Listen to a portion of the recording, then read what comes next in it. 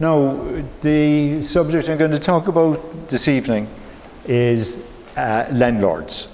And I'm sure if you've been researching your family tree, you see that landlords would have played an important part in the lives of most families. Now, first of all, to talk about the origins of landlordism in Ireland. Now, most farmers in the 18th, or 17th, 18th, 19th century were tenant farmers. In other words, they did not own their land. The land of most of Ireland was confiscated from about, we'll say, 1500 right up as far as maybe 1700, 1750, was confiscated by the British in various forms. Now, you had the plantations that started under Queen Mary in the 16th century. Then you had the Munster plantation, you had the Ulster plantation, and after that, Cromwell confiscated vast areas of Irish land, and after the defeat at the Battle of the Boyne, more land again was confiscated. Now, this is the death mask of Oliver Cromwell, and Catholic ownership of land dropped from 60% before 1641 to 20% after Cromwell's so-called pacification of Ireland. And this is William of Orange, and more kind of warfare and battles at the around, everybody knows the Battle of the Boyne was 1690. Around that time, there was a lot of unrest again in Ireland, and the Irish interests were defeated, and after that, more land confiscations. And eventually, the Irish people, the native Irish people, had only 14% of the land of Ireland, while they constituted 80% of the population. Now, the new landlords, and they would have come in, we'll say, after Cromwell and after William of Orange, were different to the Irish people. Now, the Irish people spoke the Irish language in most parts of the country. The new people came in who got the land were British, and they spoke English. They had a different nationality, a different outlook, a different culture, and they were kind of alien to the Irish, and the Irish were alien to them. So they were British, they were English speaking, they were Protestants, and the vast majority of Irish people were Catholics. And when they got land because they were able to buy it cheaply after the Irish were defeated in various battles, or it was the payment that was made to Cromwell's army, the army of William of Orange. Individual soldiers would have got grants of land. A lot of them wouldn't have kept it. They'd have sold it, and people amassed very big estates then. Then after the Battle of the Boyne, and the beginning, we'll say, when about 1700, the penal laws came in. Now, the penal laws were designed to impoverish the Catholics, make sure they were very poor, and they didn't have the means to rise up against the government in Britain again. They were designed to make Irish Catholics ignorant. In other words, they were prevented from having any education. They couldn't get into university, they couldn't run schools, they couldn't become lawyers, and so on. So they were absolutely discriminated against in various ways and treated as second-class citizens right up as far as 1829 and beyond. Now, in 1829, Catholic emancipation came in, which means Catholics for the first time since about 1550, were able to sit in Parliament. They could become members of Parliament. So you had a huge divide between the people who owned the land in Ireland and the people who actually worked on it. And they had nothing in common. And there was no intermarriage or anything between the two groups. They were absolutely different. It was like apartheid in Ireland. Now, because there was no kind of fellow feeling between the Catholics who worked on the land and the landlord class who owned the land, they were very much in opposition to one another. Now, in Britain, there were tenant farmers and there were landlords, but it was a totally different setup, to such an extent that in Britain you still have landlords and you still have tenants, and the tenants are quite happy to be tenants. But in Ireland, the objective of the landlords was to squeeze as much money as they possibly could out of the tenant farmers.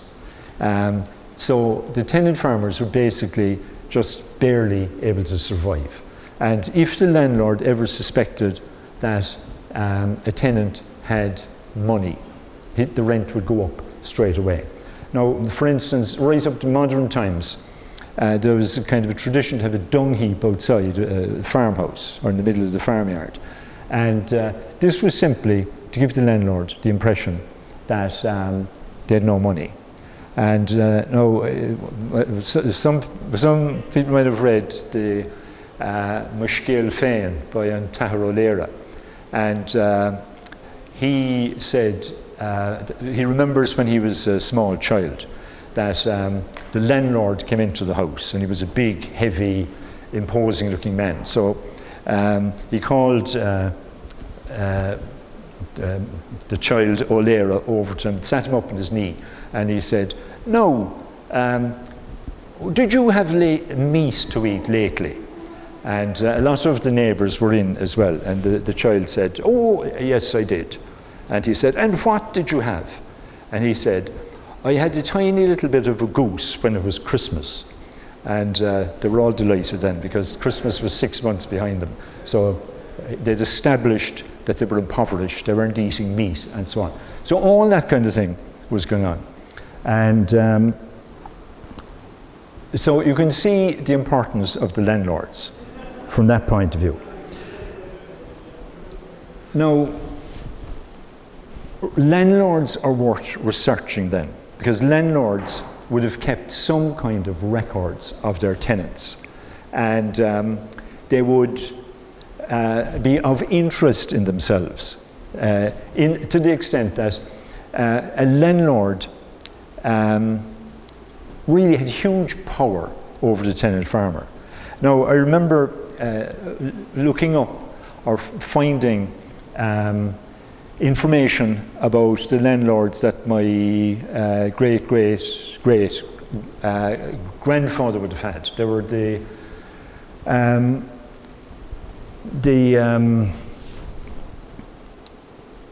Hare family from the Kenmare district, and they got titles afterwards, the Earls of Listowel, and so on.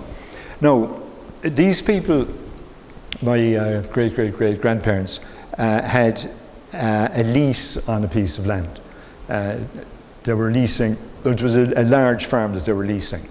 And a lease basically meant that you got a piece of land for a definite amount of time. Now, the usual was 21 years or 31 years. So you'd lease a piece of land, you'd pay a fixed rent over the period, and when that period was up, what would happen is that the landlord could take the land back and give it out to somebody else, or he could raise the rent or do whatever he wanted.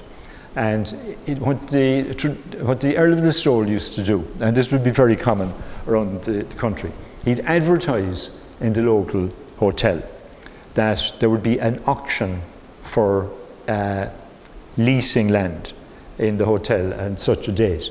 Now, the people who had the land already obviously would have to bid for it to give so much per year. And they had to make sure that they got it as well. Because if you leased land, you might have a piece of land when there was nothing on it. It was just a tract of land, nothing there. You'd have to build a house, drain the land, put up fences, improve the soil, and so on.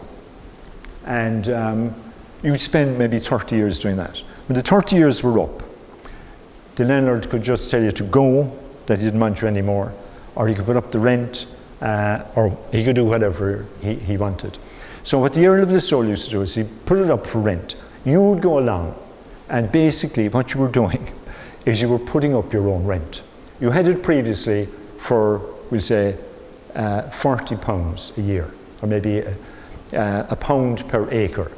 And there's a few people kind of anxious to get it, maybe for a son or something like that, and they might make a better offer. And if you didn't actually improve on that, you find yourself at the side of the road or looking for another farm. And all the work that you did for the previous 30 years, somebody else was getting the benefit from it. Now, so they're very important from that point of view. Now, another thing about them is there are several books focused specifically on the landlord, where you get information from them.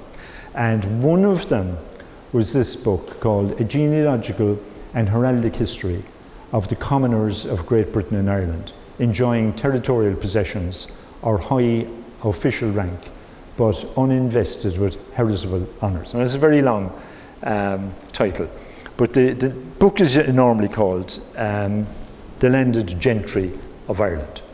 And it came out it started about 1833, and it came out was revised every 10, 15 years. And there are like 20 different editions were produced between 1833, and I think the last issue was about the 1970s. Now, in that book, there'd be a little piece about your family. Now, previous to The Landed Gentry, there was a book about the really extremely wealthy landowners in Ireland and Britain. These were people who were lords this and sir that, and they had titles and they had huge tracts of land. So it was the Burke family who were great. They were Irish genealogists. They produced this book, and they found that there was great money in it, because you would be printing a book about all, we'll say, the most important people in Britain. You'd be putting in their coats of arms, and they all loved that, and they'd all buy a copy of it. So they decided to go down the social ladder a bit and do it for the new landlords who came in, who were kind of British and so on. So they produced this book, The Irish Landed Gentry. And in the book, you'll find the names of all the landlords in Ireland, their coats of arms, something about their descent, when they came to Ireland first. And it's very interesting to see that. Now, some of the families that I traced myself, I took a particular interest in the landlords, and found out, useful, interesting information about them. And like basically, generally speaking, these people came into the country and took over land that had been confiscated from the people, basically robbed from the people. And then they set themselves up, and they were able to extract huge rents, and basically they did nothing for this money. A lot of them didn't even come to Ireland. They were what were called absentee landlords, and huge quantities of money went out of the country over to these landlords who were living in Britain. Now, as I said, there was a landlord system in Britain as well, and but the local landlord had the same religion, the same language, the same outlook as his tenants. and therefore he had a far more humane attitude towards them. He also would, for the most part, have an interest in the land and improving it and so on. And he'd be what you'd call a local worthy. People looked up to him.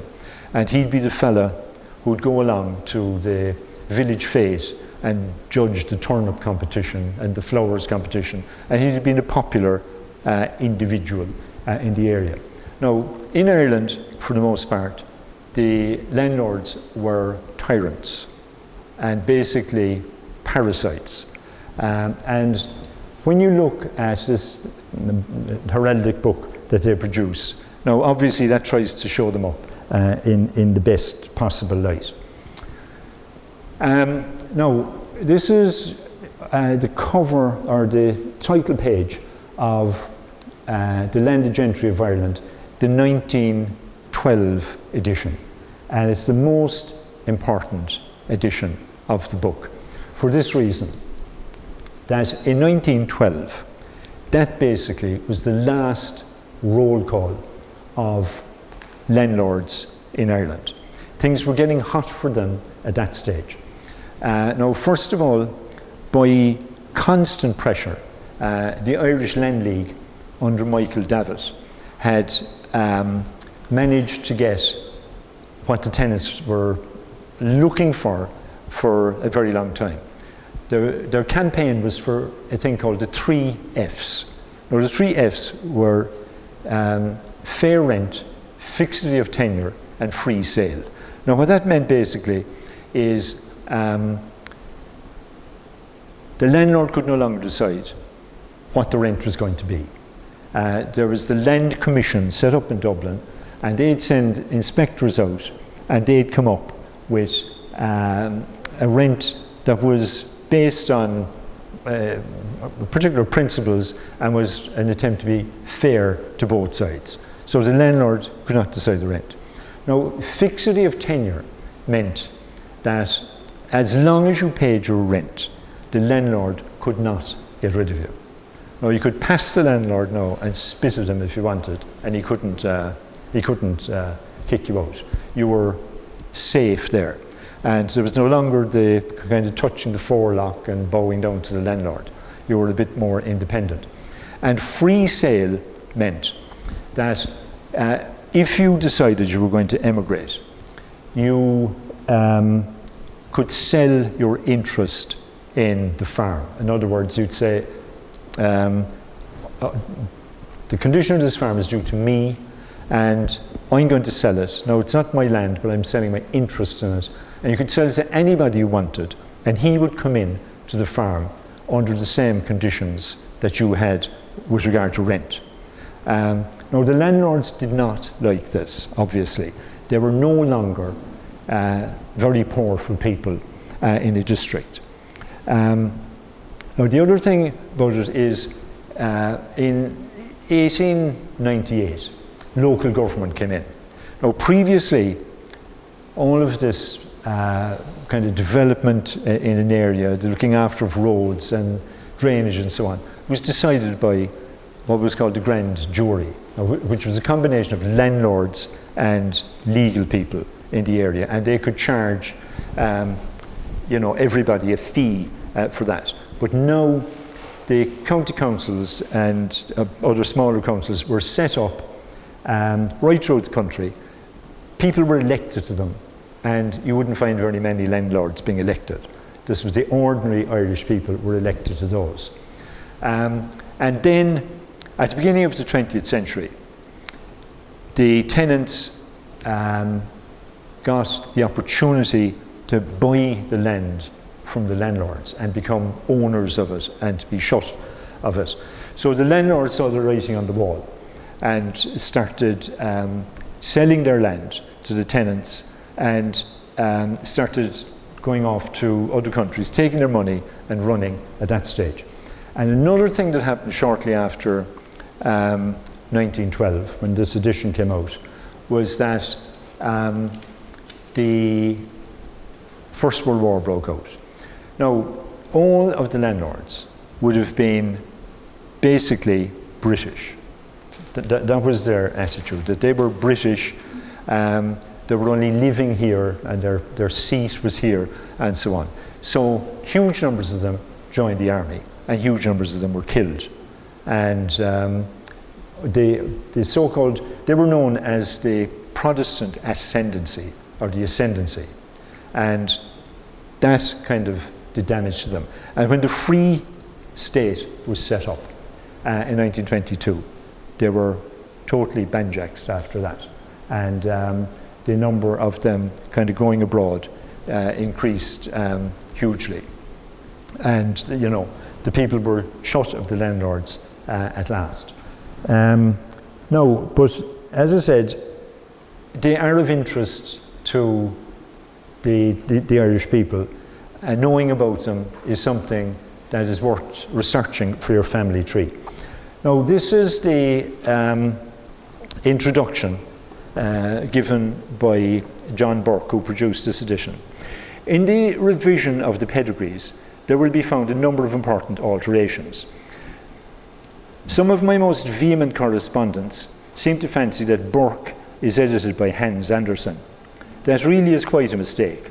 Of course, one knows that every Irishman is the descendant of countless kings, princes, and other minor celebrities. One admits it. The thing is unquestionable. One knows, of course, also the very family that every family is the oldest in County Galway or County Sligo or somewhere else, and that for some reason or other, every Irishman is the head of his family. I am growing weary of reading letters which assure me that the mushroom families included in the landed gentry pale into significance beside the glories of those which are omitted. And I am slowly learning, so often I am assured, that the pedigrees herein are hopelessly wrong. But although I may not have included quite so much as has been desired, I think I may claim that what is inserted may be relied upon. All genealogical works started upon a model of narrative in which a place might properly be found for supposition and tradition. There has been a gradual transition to exactitude of fact, which is the aim in view and which I claim I now have reached. For the present edition, every coat of arms has been carefully scrutinised and compared with the original records in Ulster's office. I believe I can now claim for the Irish volume that apart from unintentional error, every single one which is quoted herein can be relied upon as borne by unquestionable right. The publishers have consented to incur the expense of bringing the landed gentry in with the peerage and baronetage by illustrating every coat of arms in the book. This must add very greatly to its interest, and I trust their lavish expenditure on this point will receive the reward in merits in the increased opposition of the public. Now, obviously Burke is a clever fellow. He produces that book, or their family produces that book every 10 years.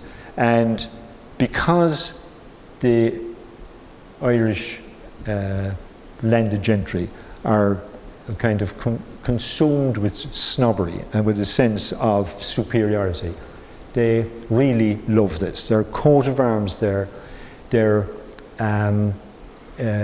descent from whoever came to Ireland first, then all their relatives. And now I'll read one or two of those as we go through it. But it was kind of a book that established them as, you know, the top people in the country. Now the Irish or the ordinary people and the farmers would not have kind of been considered by them to be of any importance.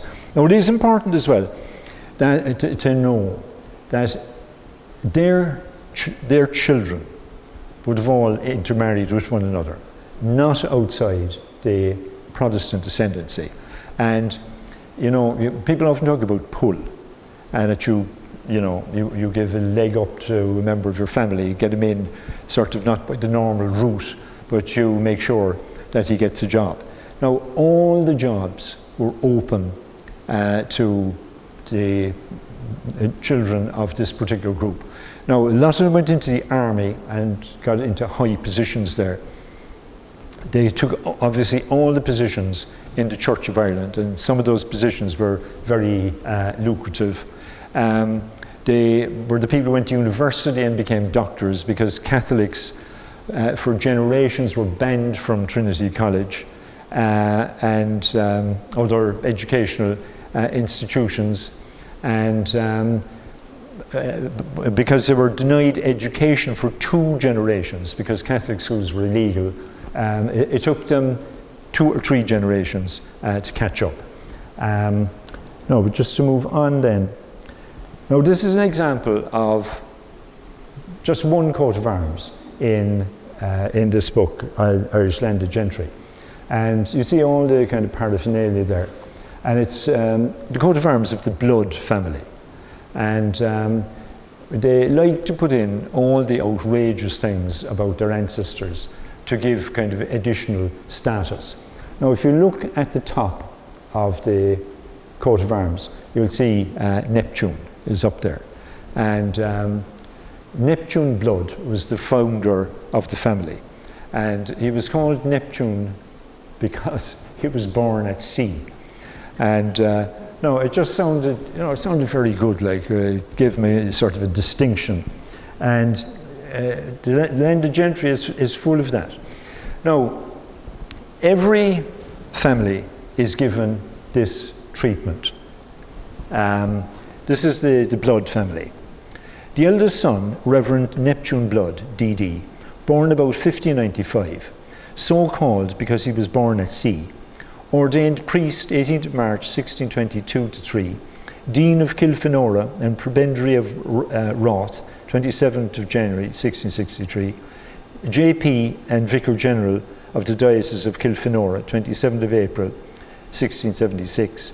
He is said to have married 3 times. One of his wives was Elizabeth, eldest daughter of Higat Lone, Dean of Kilfenora. He left issue. Now, every little genealogy drags in somebody who might be famous. They miss no opportunity of that. Thomas is heir. Edmund, from whom the Bloods of Brick Hill, County Clare, are descended. Peregrine of Knocknariha, County Clare, Commissioner for collecting poll tax. Neptune, Reverend, Dean of Kilfenora, 8th of December 1692. Now there's Pulfia, there's his son taking his job. And this Neptune the second then had Samuel, married 1707 to Laura, daughter of Reverend Richard Verling of Glanamore, County Cork. William of Ennis, an officer in revenue, George, and so on. The eldest Blood, Thomas Blood of Bohersala, County Kildare, married a daughter of Davis and her Blood, and by her had 6 sons and 1 daughter. Neptune of Bohersala, and it goes on like that. So they give a full account of everybody. Now, one of the other stories about the Blood family is one of them attempted to steal the crown jewels. And no, that obviously added notoriety and interest to the family. And he was captured and he was deprived of his land, and then he was forgiven. And anyway. Now, one thing that I think is very interesting about the way Burke goes about recording all this genealogical information is the manner in which he does it. Now, this is going off the point kind of very slightly, but I'll just read through this particular genealogy now. It won't take long. But what he does is he has what they call an indented pedigree. Now, you can see as we go down through it, the writing moves more and more to the right-hand side. So each generation results in a little movement to the right. So it's very easy to pick out, the original person, the children, the grandchildren, the great-grandchildren, and so on.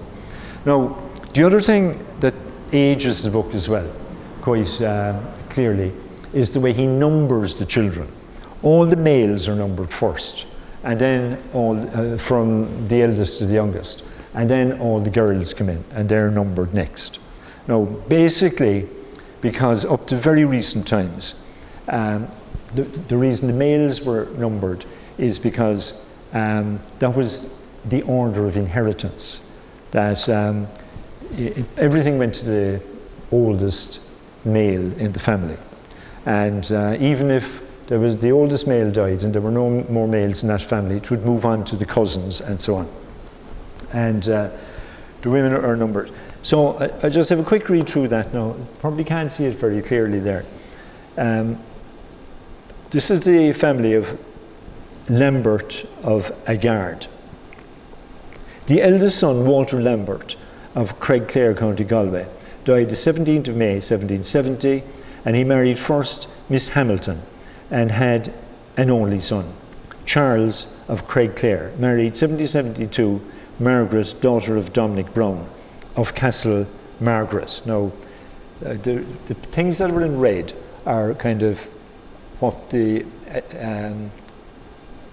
that particular group would see as kind of ticking boxes. Now, this particular person was related to somebody who lived in a castle, who died unmarried. And now, one Walter of Craigclare married 1st of March 1778 Honoria, daughter of Luke Dillon of Clonbrock, and then put in after that that her mother was Lady Honora Burke, and you had the daughter of John of Earl of Clanrickard, and the sister of the first Lord of Clonbrock, and co-heir of James Staunton. Now then, James Staunton of Craigclare, MP for Galway, and the next fella is High Sheriff and First Lord of Kilcubret, and Captain in the Army, and so on. Now, as I said, there are two things of interest in it. That this kind of box-ticking exercise, so every little piece of genealogical information that might raise the status of the family is stuck in, whether it's really relevant or not. Now, most people would produce a family tree on the basis of how closely people are related, but they're inclined to kind of go the extra mile to pull in somebody who was titled or who has some particular important job and so on. Now,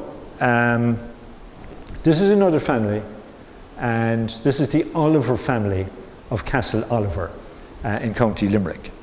Now, you might remember Castle Oliver for something totally different, that Kim Kardashian and her husband are supposed to have stayed there when they visited Ireland in, I think it was 2016 or something like that. And there was a huge amount of material on the paper, including that they refused to pay the bill of 15,000 because then he stayed a few hours. They thought the place was freezing and they went off somewhere else. Anyway, Castle Oliver was built by the Oliver family, and this is the lineage. Captain Robert Oliver, Cloughnodfoy, County Limerick, MP for Limerick 1661, whose arms with his wife's are recorded 4th of August 1653 in Ulster's office. He was granted land under the Act of Settlement 1666. He married the first Bridget, a descendant of Philip Ormsby of Partney, Lincolnshire, and by her he had a son, and it goes on like that. Now, he got his land from Cromwell. Like a lot of them would have got their land in plantations or under William of Orange or under Cromwell and so on. And that was it. Other people were on the land working it and so on. They win the war and all the land is theirs. And then they keep the tenants, divide the land into farms and squeeze them for every penny they can get. Now, when I was doing some of my wife's ancestors lived in land that was owned by the Oliver family, and it stayed in the family right down to, I'd say, pretty recently, if it's not still there in some form. So I thought it was interesting that her ancestors paid for Castle Oliver to some degree. I mean, they made a little contribution towards it, like all the other people who were living in Kilshannig in Cork. I'm sure they'll be glad to hear that. So, you know, what I'd be inclined to do is, I do a bit of research, and I include it in the family tree then. So this is part of the family tree of that Reardon's family. The Reardons were tenant farmers in the townland of Geneves, Kilshannig. The townland was owned by Captain Robert Oliver. In 1949, he received 2,000 acres in County Limerick for his services in Cromwell's army in Ireland. He went on to become MP for Limerick and to build up an estate of 20,000 acres. A portion in Cork included the townland of Geneves. This is where that family lived. The Oliver family retained possession of their land for centuries. In the late 19th century, according to the landowners of Ireland, Silver Charles Oliver of Inshira, Clowntown, County Cork, owned almost 10,000 acres of land in Cork, Kilkenny, Limerick, Tipperary, including the townland of Geneves. Now this was another interesting thing that I commented on. Now this woman was called Lola Montes, and like basically she was the model for all later Lolas who were kind of dancers and exotic dancers and so on. So this is the piece about her. Perhaps the most interesting descendant of Captain Robert Oliver was Maria Dolores Gilbert, who was born in Limerick in 1818 and died in 1861 in New York at the age of 43. She abbreviated her first name Dolores to Lola and became the model for all subsequent notorious Lolas. She swapped her surname for Montes, and under the name of Lola Montes, she performed all over Europe as an exotic Spanish dancer. During her short life, she had 3 husbands, numerous affairs with prominent men, including composer Franz Liszt and author Alexander Dumas. She lived with King Ludwig of Bavaria for a time. He conferred the title Countess van der Landesveld on her. Undoubtedly, the rents paid by the Reardons of Geneves helped to finance Lola's shenanigans. So, like, there is a connection there. Now, another small connection I came across was, you know, this particular book now is available to download free online. And we'll, maybe Oliver will put up the links on the website. And it's also very easily searchable. In other words, you know, it's a PDF. Now, I'm not sure what kind of knowledge people have of PDFs, but basically, if you press the control button on your computer, a little box comes up, and you write in whatever you're looking for, and it'll find all the references to that in the book, maybe 7 or 8 or whatever. Now, when I was dealing with the landlords that my McCarthy ancestors had in Listowel, I came across this fellow called Theophilus Yielding.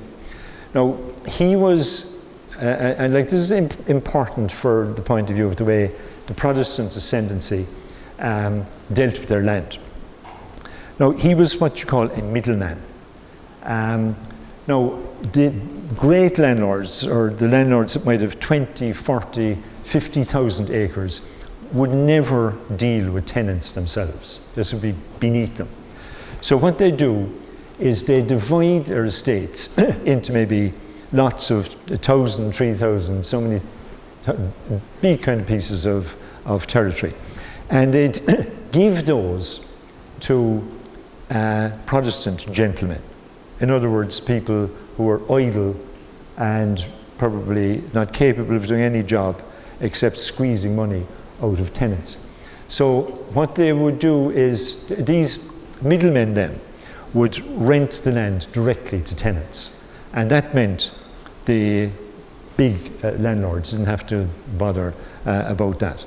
So The Earl of Listowel's land, the Earl of Kerry had the land that my ancestors were on, and he sold it to the Earl of Listowel. But when you sell land, if there are leases on it, the person who buys it has to wait until they run out. Now, the lease that my ancestors had on that piece of ground was, or at least that this yielding character had on the piece of ground, was a lease for 3 lives. It was very common among the Protestant ascendancy. It was kind of a gamble that you take.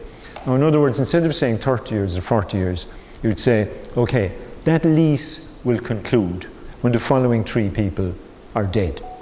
When the last one of these dies, that's the end of the lease. Now, it could be 10 years, it could be 20 years, but the lease that Theophilus Yielding had on the piece of ground was lasted for 64 years. So it took 64 years for the 3 lives to drop, as they say. And by that time, the Earl of Listowel was dead, his son was dead, and his grandson had the land then. So the Earl of Listowel got it back. And my ancestors mentioned that they were now paying more rent to the Earl of Listowel than they were to the middleman Theophilus Yielding. Now, that was the only reference I ever came across to him in a letter from the McCarthys to the Earl of Listowel. So I just said, look, I'll throw the name in here into the landed gentry of Ireland and see, does he pop up? And I put it in, and there was one reference to him, and it was, I'll just read it there now. It was in a different family tree altogether, and it says, Caleb, Captain 69th Regiment of Foot, married Elizabeth, daughter of Theophilus Yielding of Caherane, County Kerry, and died November 1851. She died 14th of March 1851. So they died in the same year. I just thought that was an interesting little bit of information, and to think that the McCarthys actually helped to pay for her wedding as well, I suppose, is significant. Now, the other thing that was interesting is I've never come across the name Caherane, but there's a very good website. A lot of people might have used it, called Lug Anam, L-O-G-A-I-N-M. And I just put into Lug Anam, and what came up then was really very good. You see the second thing there? Now, it says Caherane, or Caherana, or Caherane, and that it's in County Kerry, in the barony of Truganacme, and the civil parish of Tralee, so which is quite close to where my ancestors actually lived. Now, just to move on then. A second book, and this is available online as well, is called The Landowners of Ireland. An alphabetical list of the owners of estates of 500 acres or £500 valuation in Ireland. Now, this was published, I think, about 1876, and now it's a very, very interesting document. It very briefly gives the names of all the current landlords at that time who had land over 500 acres or £500 valuation. So these would be all the most important ones, and there are hundreds of them there. And this is the type of information you'll get in it. At the start of it, it gives owners of estates of the valuation of £10,000. Now, what a valuation means is you would be expected to make a profit on the property of that amount of money. In other words, it's not your income, it's the profit that you would make on whatever asset you had. And in Griffith's valuation, you see that with the tenants. They give the actual valuations. Now, these people had valuations of £10,000 or more. And if you work out what a pound was worth in 1850, which is around the time that Griffith's valuation was brought in, a pound then in today's value would be worth £163. So each one of those was getting an income of about 1.6 million per year from those actual estates that they had. A lot of it was going out of the country because a lot of those were people who lived abroad. So like this was the huge persecution that people had right throughout the 18th and 19th century. That the tenants were being squeezed for money. They got nothing in return because the landlords did nothing to improve the ground. And a lot of the money just went straight out of the country. Now, the Oliver family that I mentioned earlier on, they're in the book as well. Now, the guy who owns the land that Robert, his ancestor, had, now his name is Silver Charles Oliver, and he has an estate in Cork, in Glounthaune, in Sheera, and this is what he, the land he has.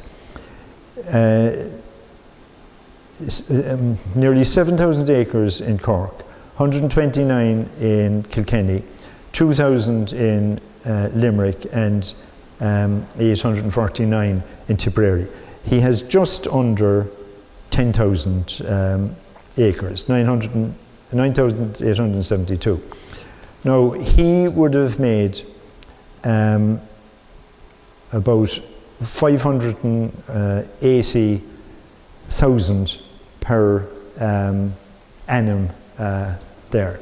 Now, you see, his valuation was quite different. It wasn't a pound an acre he was getting. His valuation was 3,458. So you multiply that by today's value, which is 163, and you get that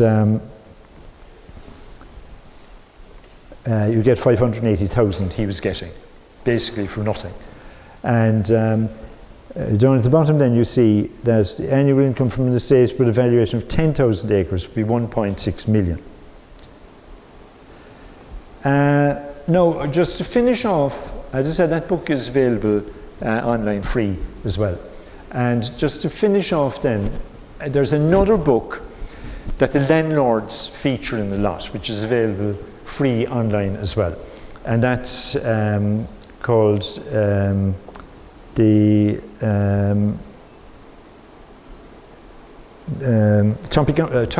topographical history of Ireland, or dictionary of Ireland.